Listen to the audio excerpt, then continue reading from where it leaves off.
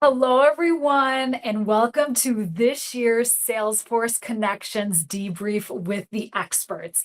My name is Christina Anderson, marketing strategist here at Circante and Trilliad, and I am so excited to be here with you today. Thank you to everyone who is able to attend live, and thank you to all of you who is watching the recording after this. Connections brought some amazing updates, some really cool agent announcements, some highlighted a lot of cool product features. And you're all watching this because you're wondering, okay, what do next steps actually make sense and look like for me in my organization? So, we're here to unpack all the major updates from the conference and then also distill it all down into some clear next steps that you can take to help guide you on that path that fits best for you and your team. So before we dive in, I wanted to get you all used to using the chat. So if you're here with us live, go ahead and say hi, where you're joining us from today. Throughout today's session, feel free to share your live reactions and your comments throughout. And then also, if you have any questions, feel free to use the Q&A. We'll do our best to address those questions throughout the session and then also get to what we can at the end. So with that, let's meet the rest of today's speakers. Emily, why don't you start us off? Sure. Hi, everyone. My name is Emily Lee. I oversee our analytics, client operations, and AI practice here at Just Global, powered by Trilliad. My world is all about making sure our teams have what they need to showcase how marketing is actually driving business growth, and then layering in AI to take the manual tasks out of doing all of that. So very excited to be here and talk shop about connections. Hi, everyone. Love I'm Mike Morris. I'm a senior engagement manager at Circante Trilliad. I've been here about, 7.5 years doing this now.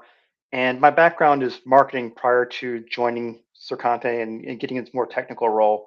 So Connections is kind of an event that's near and dear to my heart. I love going back to the marketing roots and kind of seeing how this technology affects marketers. So looking forward to talking with you today. And my role really is I'm client facing. I work with our clients today. I really just help them work with the technology. I've been working a ton with Marketing Cloud Next recently. So if you have questions in that area, feel free to drop them in the chat as well.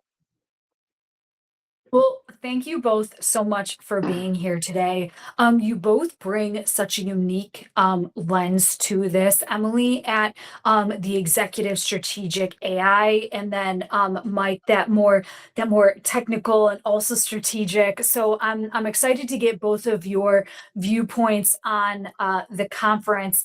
And and everyone, I already introduced myself, Christina Anderson here. So diving in, it's hard to distill the conference into just one session. However, though, after sitting down with a few different experts on the Circante Trilliad team, and then also sitting down with Mike and Emily, we've distilled everything into our top 6 takeaways, again, to help just kind of simplify any complexities that for you that were coming from the conference.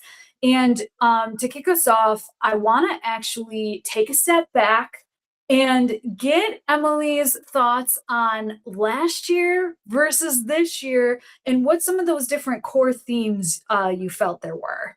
Yeah, I had the luxury of going to Connections last year, and I think the big difference that stood out to me between then and now, first of all, it's pretty striking to me. So last year was all about meeting everyone where they were at when it comes to AI and in their journey. It was okay where people were dipping their toes in the water and AI is coming, it's going to change everything. Here's what it's going to look like. There was a lot of hype.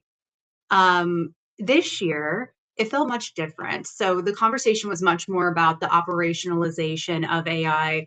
And if you haven't started to think about operationalization and how your team actually leverages AI, the workflow, the data, the cleanliness of the data, the strategy behind it, the change management wrapped around all of it, then, if you haven't started to think about that, then you might technically be behind now. So there was a realness to that this year that didn't exist last year. So I'm just seeing that stark difference to me was pretty remarkable.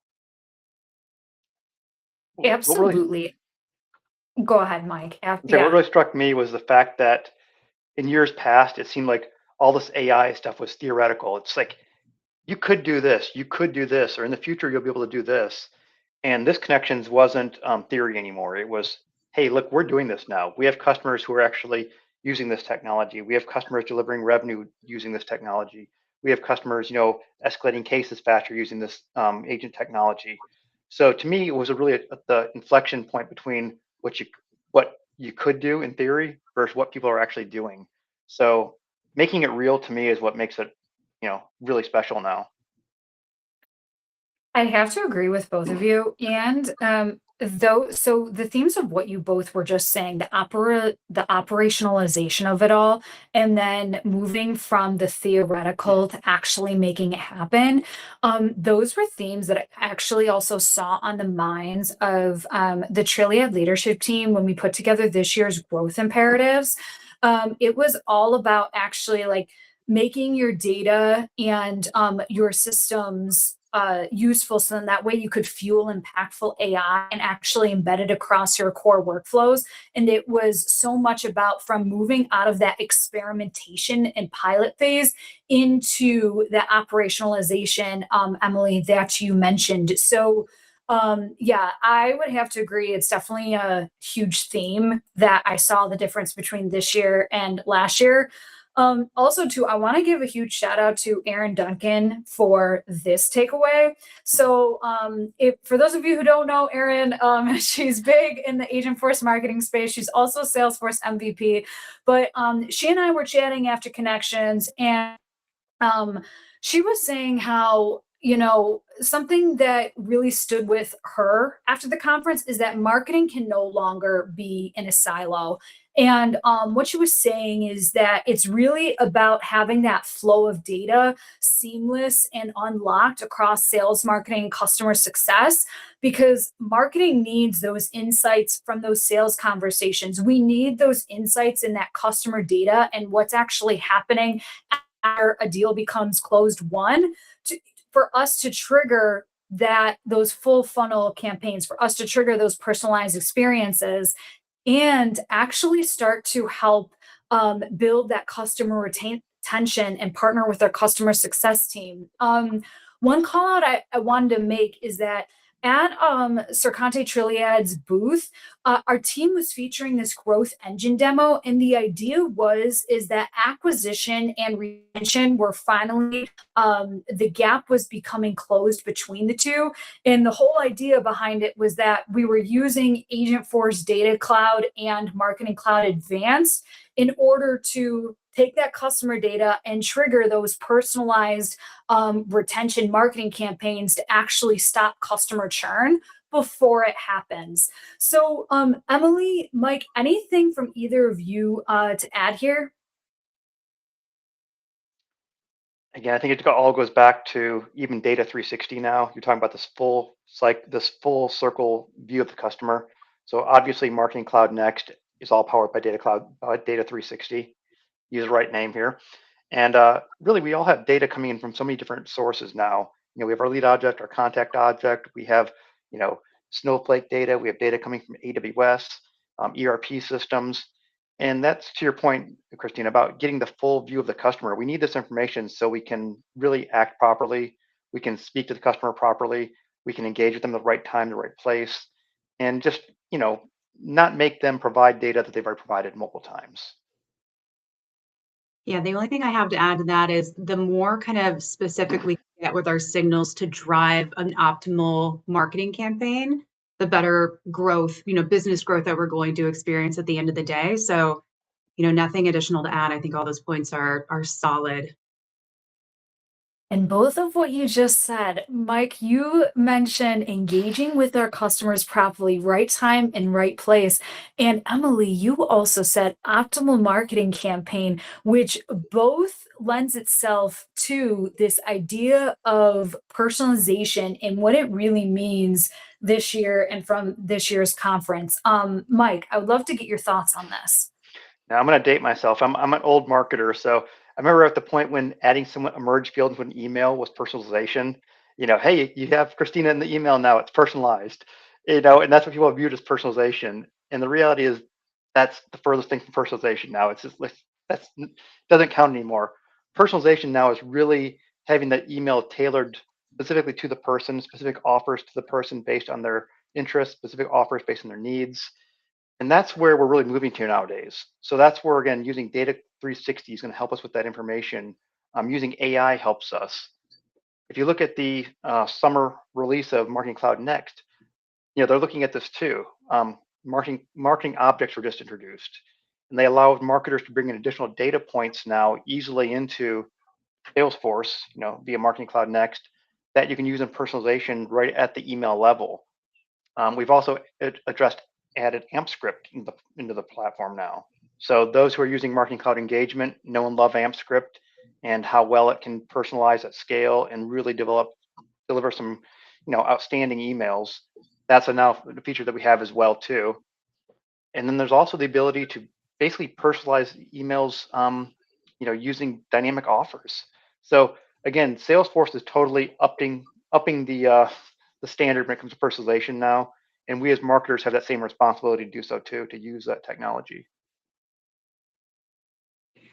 I love this LinkedIn post that Lauren Noonan put up about, holding a funeral for the term hyper personalization. I'm not sure if everyone saw this, but I love that you included this, Christina, in the webinar, because if that everything that you just said, Mike, on top of kind of, if you unpack the point that Lauren is making, she's not necessarily, she's not saying the concept of personalization is dead. It's just sort of the fear around it should be. So we've been trying to do the same thing for a long time. Like you said, Mike, right message, right person, right time, right channel. That goal hasn't changed. What's changed is the technology, right? Well, we can finally deliver at scale, like you said, without kind of all the effort that we've always assumed it would require. And so the buzzword of hyper personalization has sort of made it sound like it's unattainable. But the reality is it is more attainable now than it has ever been. So we just need to make sure that we get the data foundation right in order to Mhm. actually get there. I Absolutely. would, yeah, I would definitely agree. And I think the other piece of this too is that the audience, like our audience and us, we're expecting personalized experiences like what we're talking about. I feel as though I don't want to say it's ruined us. It's raised our expectations of like the Netflixes and the Amazons of the Mhm. world, where it's just you just pick up right where you left off in your journey. And in me, sometimes if any one of my streaming platforms even like glitches and then I get upset, I'm like, oh no, like I'm right in the middle of the show. I just want to pick up where I left off. And we expect the same thing in our buying experiences. However, though, one piece I think that we're getting more used to as a buyer, like we're starting to get used to it. It's starting to happen. But is this piece of two-way communication? And Mike, when we were talking about this, I loved your take that you had on it. Yeah, and my thought process was, when you go to connections right now, one of the things that they showed qualified doing two-way communications. They showed agents doing two-way communications. They showed SMS doing, or RCS emails doing two-way communication, or SMS doing two communications. And they're talking to marketers, actually educating us how this technology works. But it really dawns on me that we need to educate the consumers as well. As marketers, we've been trained for so many years to send emails out, and they had a do not reply address, for example.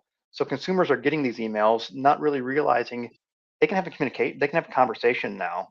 So to me, there's an education on two fronts here: educating the marketers as to how to use this technology, and educating consumers that this technology exists now and how they can use it as well. Conceptually, I love it. I mean, I love getting an email and, you know, email advertising a certain pair of running shoes and me responding back and saying, well, no, I want blue, not black. Okay, great, Mike. We have these in stock for you. Here's your size. That's such a cool experience. But customers have to realize they can actually use it now. They can ask the email the questions. Yeah, I feel like because when we think of emails, even me, like I would think that if I received a marketing email, it's not necessarily in my mind to say like, oh, like I should reply back to that automatically, unless it almost looks like it's like a lot more personalized to me, and it engages me in a way that I would want to reply to it.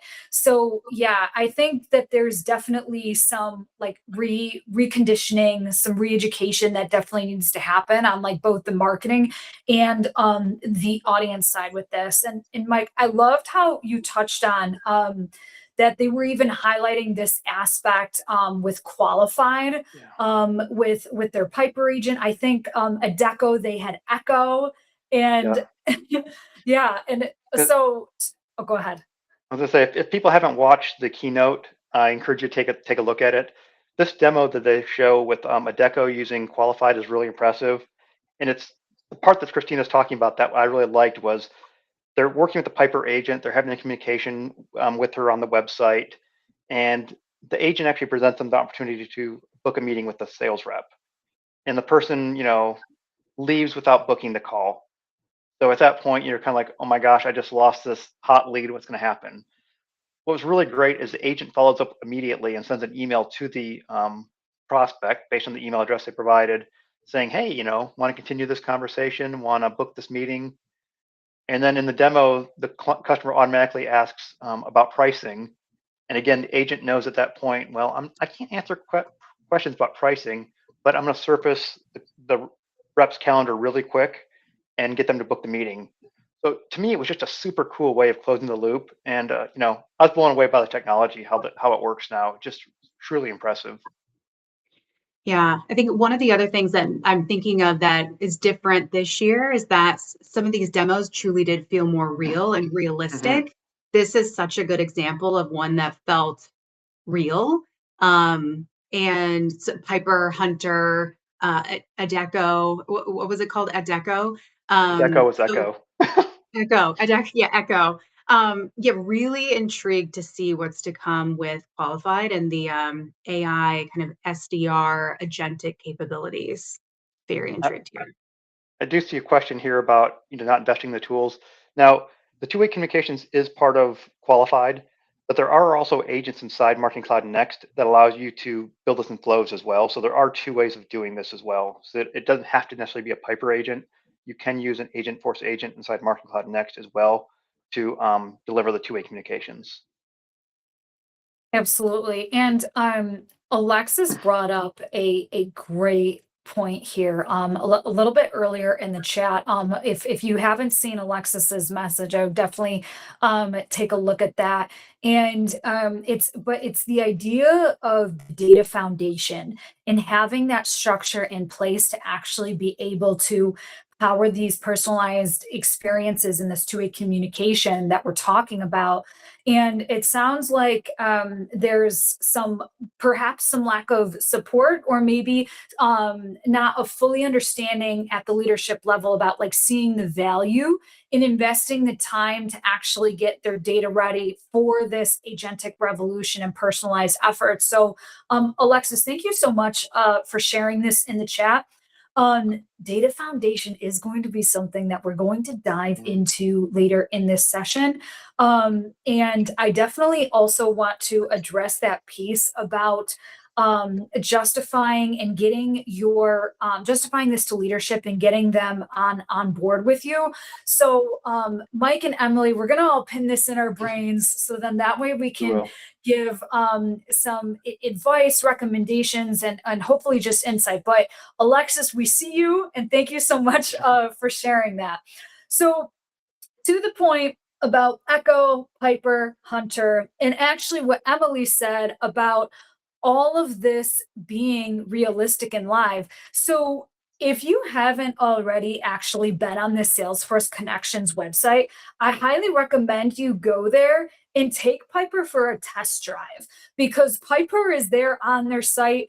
I know because I actually interacted with her a couple times myself. I also checked back on their website today just to make sure it was there for all of you. But just ask her a few questions, see how she responds. Um, and what's so cool about this qualified Piper agent is that so it's their AI SDR agent. She has the goals that you give to her. I'm calling it a her just because the avatar it's an agent, but I will call it an agent.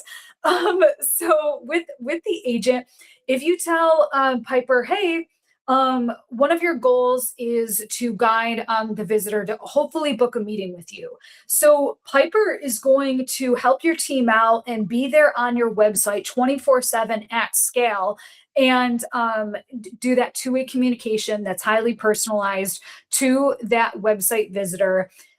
Give them the resources that they're asking for, and then also qualify them out and route them to the right salesperson to book a meeting on their calendar. And then to Mike's point, if that website visitor doesn't book that meeting, Piper then hops into the email inbox, sends them a personalized email and said, hey, like here are some additional resources based on our conversation. Would love to talk more about this with you. Here are some meeting times with my colleague. And then it's the salesperson who owns that specific lead or contact.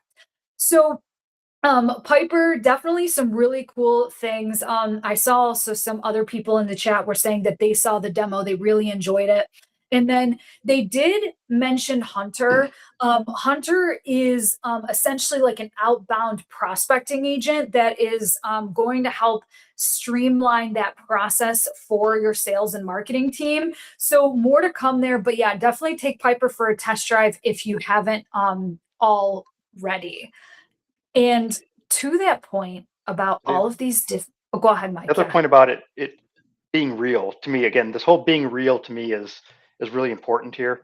One of the things that was really impressive too is they were talking about qualified agents, and they're basically saying there's roughly 700 customers right now who are using Piper, and it's live on 100% of their websites. So that to me again speaks to the real nature of this product. It's not vaporware, it's not shelfware. This is real product.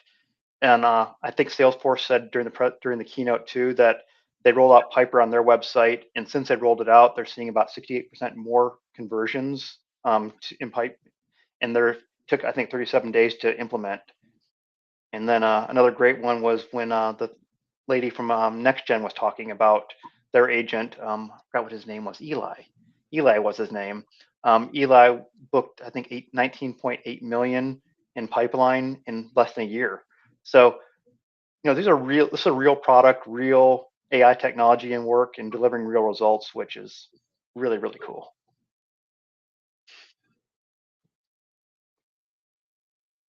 Definitely. And what's so cool is that we're talking about all these different agents and in addition to Piper, and you heard us mention Hunter, there were so many other agents discussed and highlighted in these demos. A heads up, some are in pilot mode, so you may not be seeing them existing in your own orgs quite yet, but it was really quite impressive. And Mike, when we were debriefing about this, I love how you framed it as like, there's an agent for that. Exactly. Yeah, and the thing that's cool too is the agents can all work together too. So you can have one agent passing to another agent. So you know, you'll have multiple agents doing different tasks, and they can all work together. So it's like you have a team working for you, not just one standalone agent. So again, Um, great technology. Absolutely. And Emily, actually, one thing that I wanted to get your opinion on here is because we're looking at all these different agents. There's Piper, there's Hunter, there's the Agent Force Marketing Goals agent, there's Slackbot, there there's the Agent Force coworker. So like to your point about actually effectively making that transition from like the hype to operationalization, do you have any advice for our audience on how to actually kind of like take a step back and like really think about your strategy first and like where to get started with all of this? Yeah, something that's been really helpful for our team is getting together this group of champion AI users across the company that represent every discipline, and hearing from them. What are you doing every day? What are the artifacts you are producing on the marketing side? What kind of plans are you creating? What kind of materials are you creating? So it's a little bit different than what Salesforce specifically is providing with these kind of ready-made agents, but the concept is the same in that if you have a repetitive task or deliverable that you're doing all the time, that's totally the low hanging fruit. And even better if there's a process already attached to it. What we find, people typically fail with creating any sort of automation when there's no process. You can't just kind of like throw an agent at something when there is no process or something that you're trying to recreate because you're just kind of wishing, into the wind. So I would start with get your like superstars together that represent each of your disciplines and hear from them what they're doing day to day and what they want to remove from their plate. That's where you should start because that's where people are going to see the most value right away. I also like the statement that Salesforce made multiple times throughout the event, saying that the point of these agents isn't to take work away from a person, isn't to replace a person, it's to really Mhm. multiply the effort of that individual. Even when you look back to Piper, they said, look at your best SDR you have, and then take that person and make them basically scalable across, you know, infinite scale, and then take your other people internally now and let your sales reps actually work those really highly qualified leads and use their selling skills as opposed to just having to do the dialing for dollars. So let the agent do some of the heavy lifting so you can have people doing the real work. And same thing applies to all the agents how they support marketing teams too. Let the marketing team be creative and do the creative tasks and let the agent do the heavy lifting, the kind of rudimentary tasks.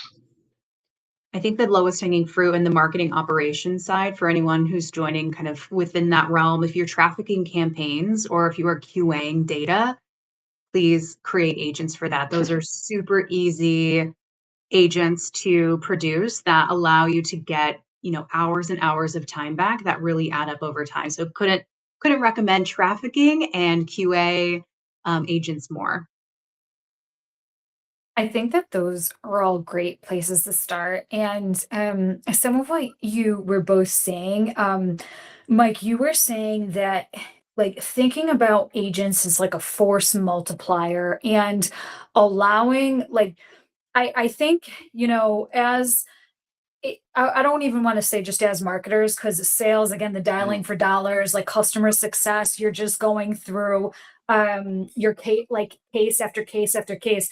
We can all get so in the routine and in the weeds of our day to day that it Mhm. does require an actual change and a shift to happen for us to take a step back and, to Emily's point, think about those workflows or those processes that are super time consuming, that would be amazing if we had an agent or AI to come in and give us that time back and that creative power. So, with that, our sixth takeaway is all about change. And Emily, I wanted to get your thoughts on this.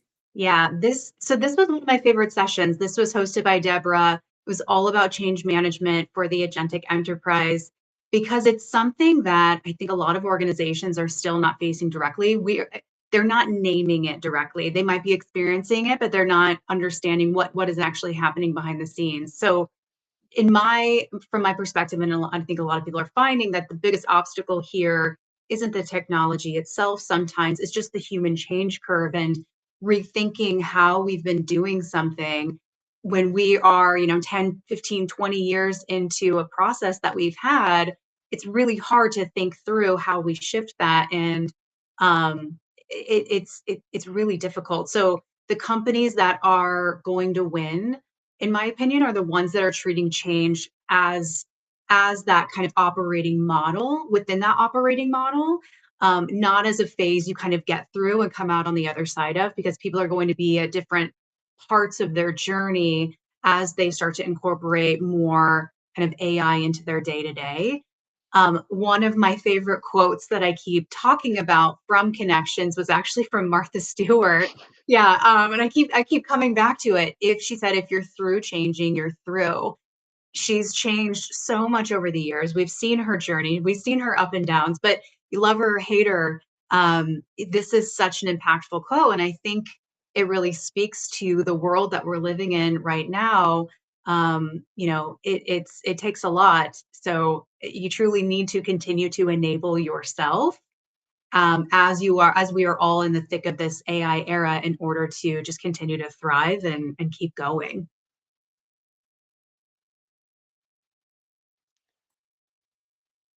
So to that, as what actually, Emily, you were saying how like at the end, we need to kind of take that point to make sure that we're enabling ourselves. And when we were talking about this theme of change, like even before this session, you were saying how like this technology is moving so fast. And if any of you have if any of you actually got to like attend Deborah's session, but like one of the stats that she was calling out is how fast technology has moved and the amount of people it's touched. And she broke down the difference between the telephone, the internet, and how much faster AI was. Compared to the telephone and the internet, AI is moving at like the speed of light, and it's touching people at a far more faster rate. So because of that, we can't really afford to, as Martha Stewart said, we can't, like, if you're through with changing, you're through. Like we can't afford to not change. I think personally, I know change can be uncomfortable. I know everyone reacts to change in their own ways. But if you also take the idea of change as an opportunity, as a way to potentially learn new skills, okay, or to enhance your career, to better a process, to better something for your customers, to drive accelerated growth. I think that's huge. And Mike, I wanted to get your take on the idea of like enhancing those technical skills, and where our audience should really be focusing there. Absolutely. So for starters, I think this is a fun time being marketing. This is a fun time being in this space. Now, if you don't like learning, it's probably not going to be a very fun time. But I'm the type of person who's continuously learning and just enjoy that. And really, that's the mindset you need to have going into this now. Some of the technologies that we're looking at here, like this photo here, is a great example.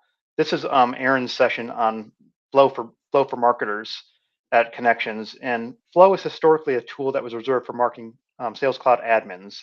And now with Marketing Cloud Next, this technology is being exposed to marketers for the first time. And it's a little scary. It's a new technology, but it's very, very powerful. So you can see based on the slide here the interest that they had. They actually had two sessions. They had to do an encore session, but this is great. I mean, this is your opportunity to really broaden your skill set, learn new things, and make yourself highly valuable. So I don't think people should be looking at this learning as a curve or a burden. To me, it's a tremendous opportunity to really expand your knowledge and your skill sets. Just Yeah. go into it with an open mind. I work with a lot of marketing teams, both internally and, on the client side. And I can tell you what I'm seeing is that the difference makers at their organizations right now are the ones who are taking the initiative to actually learn everything behind the scenes. And they're the ones who are also in turn kind of getting more responsibility because they just get it. The folks riding in the passenger seat are the ones who are kind of falling behind. And I think that they know that. So I couldn't agree more. The call to action really is to enable ourselves and go after the resources, because those resources do exist within the platforms that we're already investing in. There's typically some sort of certification program or library of different resources. So, and for some reason they aren't there. There are so many, like, check out YouTube, Mhm. there's so many official kind of training resources there, or kind of other influencer hosted training options too, which are popping up more and more these days, it seems. Absolutely. And to Emily's point about resources, we're actually going to be sharing some of them with you in as we package up kind of your recommended next steps. So with this, before we dive into the recommended next steps, if you to watched the main keynote, this is one of the last slides that there were, and it was like Salesforce's call to action of turning on Agentforce Coworker and Slackbot, start using Agentforce marketing, and add qualified to your website.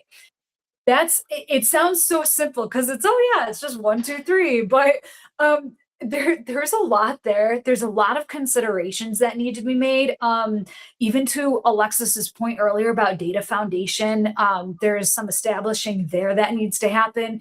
There's, getting your team together, there's focusing on your strategy. So in terms of, okay, taking a step back, reeling it back and thinking, "Okay, what could be like very simple, digestible next steps for me to take to help guide my team that would work best for us? And then what are some resources that we can tap into?"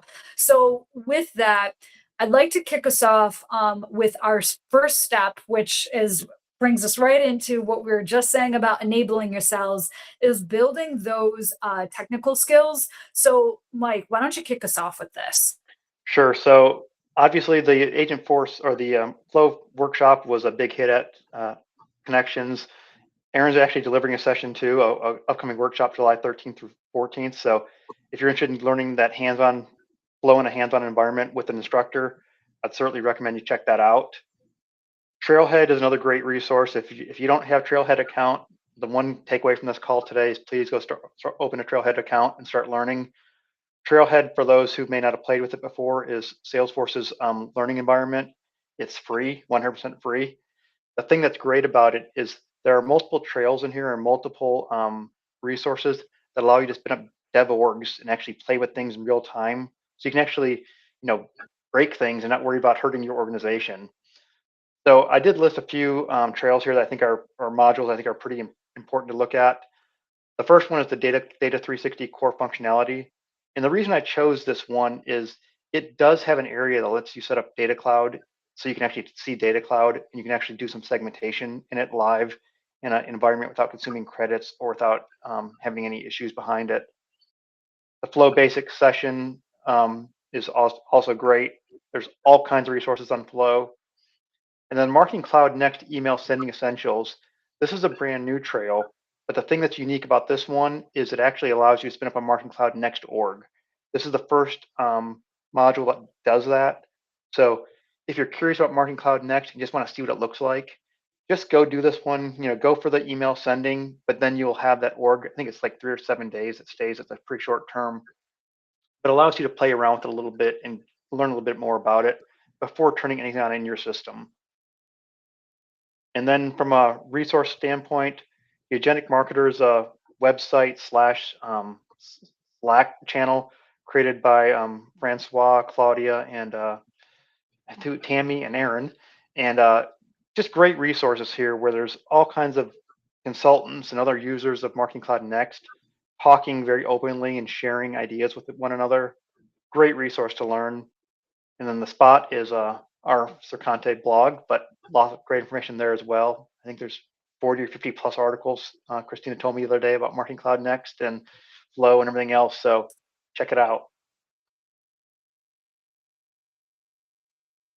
And with that, I know like so we are just talking about learning flow and different resources that you could dive into to start um like getting your feet wet with Marketing Cloud Next if you haven't already, because these features are available to account engagement and Marketing Cloud engagement users. So really the call to action here is to take a look at Marketing Cloud Next. If you took a look at it a while ago when Marketing Cloud Growth and Advanced were first announced, so much has happened since then and the platform is really evolving so quickly. Mike, from your standpoint, anything else that you'd want to add there? Again, the evolution of the platform has been incredible. I know at Connections they were saying from the last year at Connections, over 250 features been rolled out. So this product is growing at an extremely rapid rate. What it's doing right now is they're working to take the best of Marketing Cloud account engagement and the Marketing Cloud engagement and moving into a singular platform. So to Christina's point, if you looked at this a year ago, take a look at it again. It is totally different. I've been knee deep in here for 2 years and have not stopped learning. It's been a great, really fun to play in. And again, things are evolving very, very quickly. Go check out the release notes for the summer release and look at the Marketing Cloud Next section. You'll be amazed by some of the things you can do now. Absolutely. And one piece I want to just emphasize here is kind of what Emily was saying earlier about like thinking through your workflows here and maybe like just starting with 1 to 2. Start with maybe just start with 1 to 2 use cases for Marketing Cloud Next. It doesn't have you don't have to boil the ocean. It doesn't have to be this massive undertaking. Start small, prove that value, and then go from there. And to Emily's point about strategy is this step 3, evaluating your workflows for AI. And Emily, you were on an amazing panel with Ty and with Elliot. And you all just laid some amazing knowledge, recommendations, and advice. So I just wanted to get your take on this one. Yeah, I think start evaluating your workflows for AI is right. If you haven't done this already, please go ahead and do it. One of the things that kept coming up over and over was that people, want to deploy agents before they've really done the work, understanding the process that's involved. And I get it, the technology is exciting, you want to move fast, but we don't want to throw spaghetti at the wall, like I said. So, we also mentioned that the pilot phase is sort of the honeymoon phase, and day 1 looks great, but day 7 is really where you find out what's actually built right. So before you deploy anything, think through these questions. What's well standardized and repetitive in your workflow right now? What's taking up your team's bandwidth? And then please do not build in a silo. Join forces with other departments. This is a great opportunity to build those bridges. Because any kind of AI initiatives or agents that are built in a silo, I think will hit unless it's the specific manual task that is just within a particular discipline, you might hit the ceiling of what that agent is able to produce for you. So try to collaborate with other teams to make the most of it. Absolutely. And shameless plug for Emily's session. It is available on demand. I'll send you all the link to the session and a follow-up email with the recording, the slides, in case you want to take a look, because it is a great watch for sure. So step 4, Alexis, we're back here full circle. You're establishing your data I appreciate the laugh, Mike. Thank you. Establishing your data foundation. One thing, Emily, that you said at the end is the importance of collaborating with other departments on this. And one of the sessions that we had Lauren and a few other industry leaders on. They were talking about the importance of the collaboration between marketing and IT. A lot of times, IT can kind of hold the keys to unlocking certain technology capabilities to some data.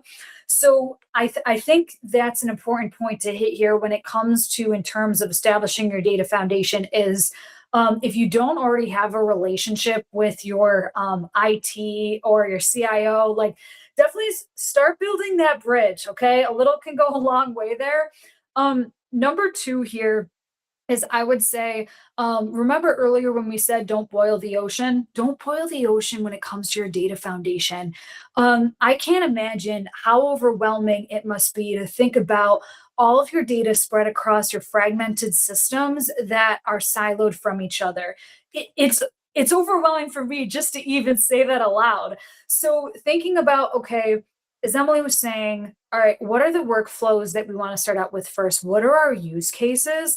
And then Alexis, something that I've heard, like even our consultants say is they're guiding clients through this is think of those outcomes. What is the impact on the bottom line that you're all trying to go after with this AI solution? And then what is the specific data that is going to make that happen. So if you unlock just those one, two, maybe three data sources to make all of this happen and get to that impact, it helps you start to kind of build up that case where you could potentially get leadership behind you. And then also, if you bring in those other departments and you're presenting yourselves as like a unified front and a greater initiative rather than a siloed pilot or a siloed experimentation, that can really go a long way. Emily and Mike, any other like pieces of advice for Alexis, our audience, in terms of their data foundation or just getting leadership behind you on it? I think the points that you just said were spot on. The only other thing I would add is try to put it through the lens of the customer as well. How is it impacting your customers at the end of the day? You said business growth, but if we also think about it from the customer lens, how are they going to be experiencing that tech investment or whatever the investment in? Is it efficiency, the effectiveness of the output? Is it innovation? And the joint um, but bringing everything to leadership across different disciplines, I think is really effective. Couldn't agree more. And I think about the user experience too, because again, we're talking about this age of hyper personalization, and obviously data is critical to this. If I have the wrong data points and I, say, hey, Emily, thanks, things in the food service industry, and you don't work in the food service industry, I've kind of lost you immediately. So having that improper data can really take that personalization and turn it against you. So having that solid data foundation to me is critical. I do love this quote by Andrea. I don't know if it was quite related to data, but I feel like it's very relevant, so we put it here anyway. But you know, speed's only valuable if we go in the right direction with it. So I think about this data. If our data is not good and we're trying to push this AI at a very rapid pace, we're going to basically magnify errors. So having that data, having our data house in order first, and then going here is the way of going about it.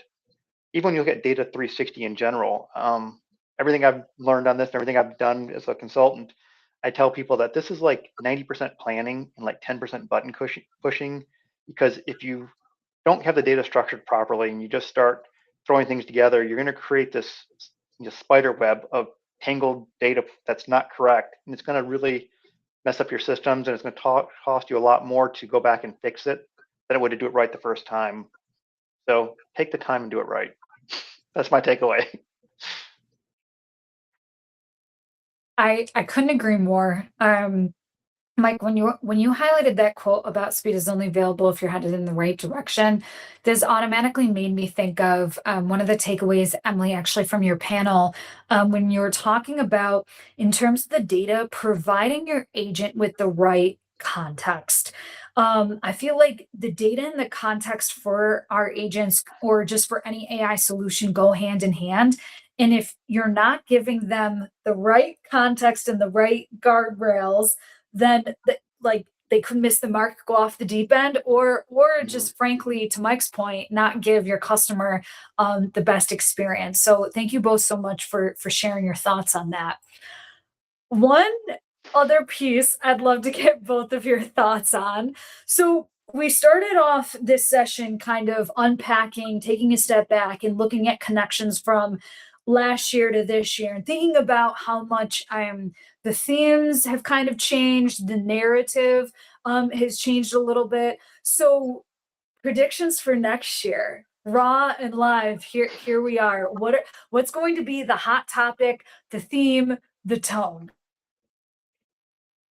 I think, we're going to have our fair share of best practices about what we learned over the last year or over 2026. But I think that the main conversations will shift to be around context, like you just said, Christina. How do we build context within our data layers and therefore agents? And differentiation. How is what we're doing within our walls different than our competitors? And I think what we're looking at is, AI is not going away. So we've kind of moved from this AI being theoretical to in practice. And I think next year we're going to be looking more at results at this point. So, a lot of companies are investing in AI right now. They're hearing a lot of, I've got to, invest in my data for AI. there's a lot of money being poured into AI, and I think we're going to get to the point next year where the C-suite's going to be asking for what is my return. So my take is we're going to be looking at more the impact of AI and the return on investment to really justify that it's really advancing business needs. So something there's a correlation and connection between what you two both said, and it's around the idea of of optimization. Because Emily, what you were talking about, context and being different from your competition, and then Mike, what you were saying about actually proving those results. So you need to look at the results that you're actually getting in order to continue to optimize and think about, okay, so now that we've gone from AI hype to AI operationalization, how can we make this AI work the best for us, make us stand out the most to our customers, give them the most unique experience possible? And then to Mike's point, how can we continue to just optimize those results? So I can definitely see that that's kind of the trend that we're tracking on. So come this time next year, it'll be interesting to see if we are all correct on that. So before we leave you here today, I wanted to invite you all to join us back again next week. So, next week, we're having a virtual session. Emily is actually going to be joining us again. And we're going to be diving in a little further about some of the themes that you heard and the strategies that you heard us talk about today. We're going to take an even deeper dive into that from a data in a AI standpoint of how do you actually approach all of that, and how do you do it in a way to start bringing the data, the AI into your core marketing workflows, so then that way you can really start to engage the modern buyer at scale, and also prove ROI on your efforts. So if you scan that QR code, you'll be able to register to join us next week. And if you didn't get a chance to scan the code, I will be sending you the link to this after the session, so no worries there. Um, but without further ado, I wanted to give the audience a chance to share any questions that they have. And while you're all thinking of any questions, I do have a question to start off with for Emily and Mike. So, if we were to kind of take everything that we talked about today and narrow it down to just one top piece of advice or one big theme for our audience that they can bring back to their teams, what would it be? I think learning is key on in this area. There's so much changing right now. This is the way marketing is going to be is operating now is way different than it was 5 years ago, and it's much different. That's going to and it's going to be continually changing. So I know we had our Martha Stewart quote, but the quote I think of is when I heard a long time ago was, "If you're not going forward, you're going backwards." In this case, with the learning, the way this platform is moving, the way that AI is moving, if you are not improving yourself, if you're not learning, if you're not gaining new skills, if you're staying status quo, you are going to be falling behind because everyone else is going to be doing it. So my key takeaway is just start learning. I was going to say the same, so I'm going to say something different. I think, keep learning, keep evolving, and don't boil the ocean with what you're trying to do from an AI perspective. Start with reproducing something that already exists in order to just kind of dip your toe in the water in terms of capabilities of agents or automation based on whatever tech you have access to. If it's Agent Force or something else, I would start simple just to learn and understand truly what the capability is, and then keep going. Be persistent. It is hard, and you will run into some obstacles. But the more obstacles you run into, the more you learn, the more you'll continue to grow, and suddenly you'll have a whole automated workflow, and you'll have done it by yourself.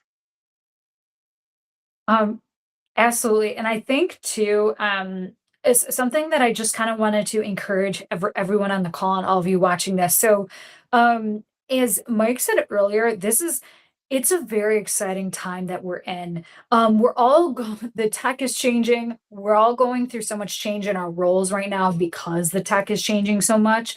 So, yes, that can feel uncomfortable, and you can kind of feel like like what am I doing anymore? That may be a question that you're wrestling with.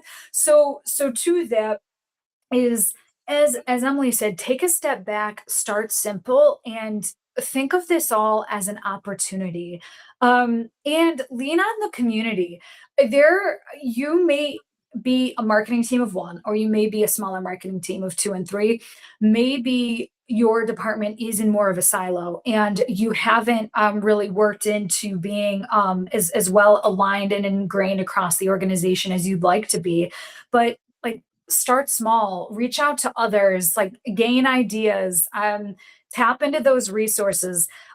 People like Aaron, people like Tammy, people like Emily and Mike, reach out to them, let them know what you're struggling with, get their advice. I definitely would not be where I am today with the community, without the community and everything that all the wisdom that has been shared with me over the years from just fellow marketers that have been in my shoes. So definitely just, I just want to encourage you all is take this as an exciting time, take it as an opportunity, and like be the difference maker at your organization. Okay.